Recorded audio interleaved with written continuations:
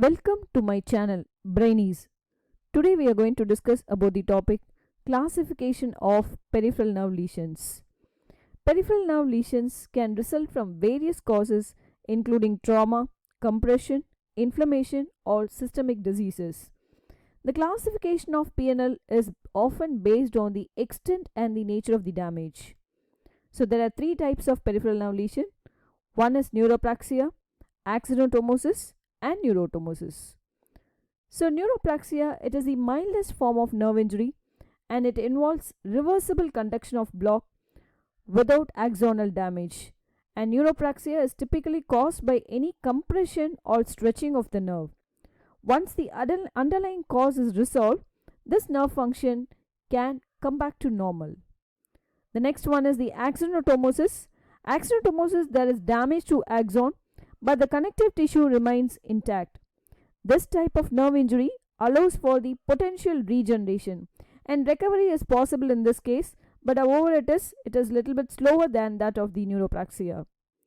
Axonal disruption can occur and the nerve fibers may undergo Wallerian degeneration, which is a process in which the distal part of the axon degenerates. The next comes the neurotomosis, which is a severe form of nerve injury involving the complete transection of the nerve. Both the axon as well as the connective tissue are disrupted, making spontaneous regeneration as challenging. Complete transection, that is, the nerve is completely severed and surgical intervention is often required to repair the nerve. Without intervention, functional recovery is unlikely. The author Seddon has classified the peripheral nerve lesions. Orthopedic surgeon Sir Herbert Seddon, he proposed a classification of this peripheral nerve lesions which includes three types. One is neuropraxia, axonottomosis and neurotomosis, which we discussed as previously. That is, the neuropraxia is the mildest form, a temporary conduction block and resulting from compression or trauma. Full recovery is expected. Axonottomosis involves damage to the axon, Wallerian degeneration may occur and recovery is slower than neuropraxia. Neurotomosis is the more severe form. As we discussed previously, surgical intervention is often required for repair and spontaneous recovery is unlikely. The next classification is Sunderland's classification of peripheral nerve lesion. Neurosurgeon Wilfred Sunderland, he proposed a classification system for this nerve injury. He graded into 5 grades. The first degree is neuropraxia, where the conduction block without axonal injury occurs and full recovery is expected.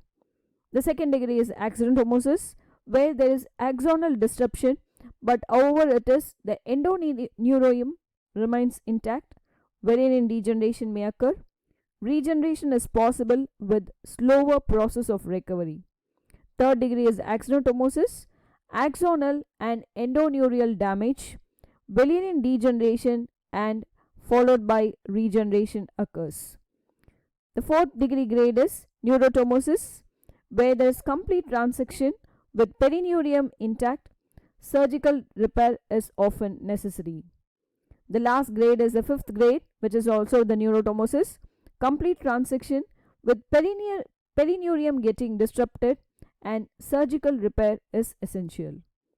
That's it with the classification of peripheral nerve lesions. Thank you for watching. Kindly support by subscribing and sharing. Meet you all in next video.